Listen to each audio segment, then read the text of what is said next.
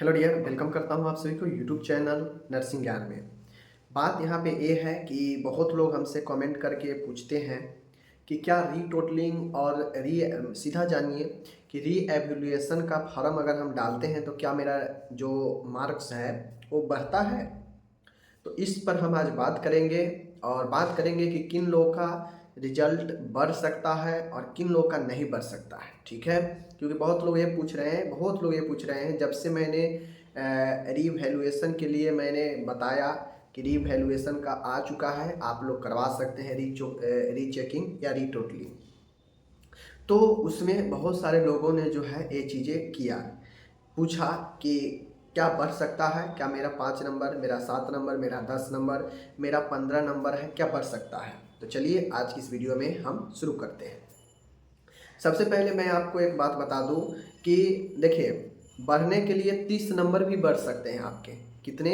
बढ़ने के लिए 30 नंबर भी आपको बढ़ सकते हैं। ठीक है, प्रूफ के तौर पर मैं आपको स्क्रीनशॉट भी एक स्टूडेंट का दिखाऊंगा जिनका रिजल्ट आया था कितना, 28 मार्क्स आया था। ओनली कितना आया था? 28। किस में आया था? एक्सटर्नल में। समझ गए? 28 मार्क्स आपके गेन किए गए थे। लेकिन हुआ ये क्या कि उनको जो रीचेकिंग किए तो वहाँ पे सीधा 32 मार्क्स बढ़ा। समझ रहे हैं? 32 मार्क्स बढ़ा और अब हो चुका है उनका पूरे के पूरे 60 नंबर। एक्सटर्नल में उनको पूरे के पूरे 75 में 60 नंबर मिला है। तो आप लोग समझ सकते हैं, एक बार जो फर्स्ट टाइम जो रिजल्ट आया था उसमें उनको 28 नंबर दिया गया और बाद में जब उन्होंने रीचेकिंग के लिए अपना रीएवैल्यूएशन के लिए उन्होंने फॉर्म डाला तो उनका नंबर 60 हो गया। वह पहले से जो है निश्चिंत भी थे कि हाँ, मेरा रिजल्ट इतना आना चाहिए था, मैंने बहुत अच्छा कॉपी लिखा था, बट मेरे मार्क्स इतने ही क्यों आए हैं। तो उन्होंने रीचेकिंग किया, उनको विश्वास था कि मेरे मार्क्स बढ़ने चाहिए था। उन्होंने किया और उनका मार्क्स 1 2 10 नहीं 20 नहीं सीधा 32 मार्क्स बढ़े। 28 के जगह पर 60 मार्क्स उनका आया रीचेकिंग करवाने के बाद। तो इससे यही स्पष्ट होता है कि जो लोग भी अगर लगे कि मेरा मार्क्स बहुत कम है, आप अपने ऊपर कॉन्फिडेंस है कि हम बेहतर तरीके से लिखे हैं, लेकिन हमको रिजल्ट उतना अच्छा नहीं दिया गया है इस सब्जेक्ट में, पार्टिकुलर सब्जेक्ट में, या फिर आपको बैक लग चुका है लेकिन आपको लगता हो कि नहीं वास्तव में हमने पढ़ा है, वास्तव में हमें इतना मार्क्स जो है इतना हम डिजर्व नहीं करते, इससे ज़्यादा डिजर्व करते हैं, हमें आना चाहिए, तो आप बिल्कुल रीटोटलिंग या रीचेकिंग जो भी हो, रिवैल्यूएशन जो फॉर्म आता है आप बिल्कुल डाल सकते हैं।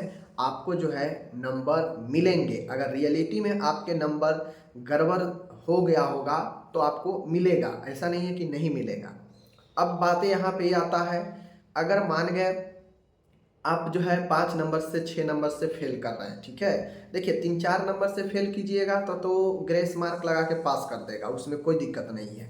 लेकिन अगर 6 मार्क 7 मार्क से अगर आप फेल कर रहे हैं तो क्या होगा, वहाँ पे 5 6 मार्क से अगर आप फेल कर जाते हैं तो फिर जो है आपको, और एक्चुअल में आप फेल हैं। देखिए, कॉपी फुल लिखना अलग चीज़ होता है, पूरा कॉपी भरते भरते भरते जाना अलग चीज़ होता है, लेकिन एग्जैक्ट आंसर देना अलग चीज़ होता है। एग्जैक्ट आंसर आप 18 से 20 पेज में भी दे सकते हैं, और लिखने की बात हो तो आप पूरा कॉपी भी लिख दीजिएगा, फिर भी एग्जैक्ट आंसर आप जो है नहीं लिख पाइएगा।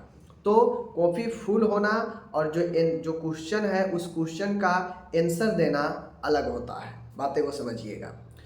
अगर आप एग्जैक्ट आंसर देते हैं तो 18 से 20 पेज 22 पेज इनफ होता है, समझिएगा चीज़ें को। लेकिन लिखने जब लगिएगा, अगर आपको कुछ मुछ अगर लिखते जाते हैं मन से बना बना के, तो फिर वो पूरा 40 के 40 पेज भी फुल हो जाएगा लेकिन एग्जैक्ट आंसर नहीं आएगा। और आप कहेंगे कि मैंने तो एकदम सब क्वेश्चन का अच्छा से जवाब दिया है, पूरा कॉपी मैंने लिख कर आया है, तो नंबर कैसे कट गया। तो अगर आप अपने ऊपर कॉन्फिडेंस है कि हम एक अच्छे स्टूडेंट हैं, बहुत बढ़िया तैयारी किए थे, जो क्वेश्चन किया गया था वहाँ पे उसी का आंसर हम लिखे हैं, फिर भी मेरे को अच्छा रिजल्ट नहीं मिला है, तो आप बिल्कुल रीचेकिंग रीटोटलिंग कराइए। कराने के लिए आप बिल्कुल स्वतंत्र है, ऐसा नहीं है कि जिनका बैक लगा है वही रीचेकिंग करवाएंगे, रीटोटलिंग करवाएंगे।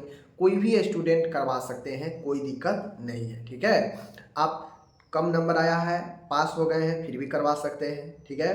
अगर आपको ज़्यादा मार्क्स किसी में आ गया है, किसी में कम आ गया है, कम वाले में भी करवा सकते हैं। और अगर आप बैक लग चुका है और आप ये जानते हैं कि मेरे रिजल्ट इससे बेहतर आना चाहिए, तो आप बिल्कुल कर सकते हो, कोई दिक्कत नहीं है। हाँ, आपके ऊपर कॉन्फिडेंस है तब, ठीक है।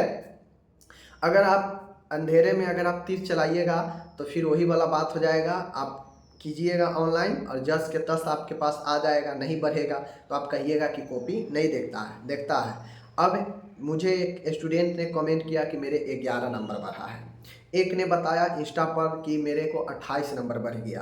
तो क्यों नहीं, कैसे नहीं बढ़ता है, समझ सकते हैं। यह स्टूडेंट की प्रतिक्रिया है। इन स्टूडेंट से हमें पहले भी बात हुआ था जब रिजल्ट थर्ड ईयर के आया था, और अभी भी बात हो रहा है जब इनका रिजल्ट रीचेकिंग का 1-1.5 महीने बाद आ गया है, समझ गए।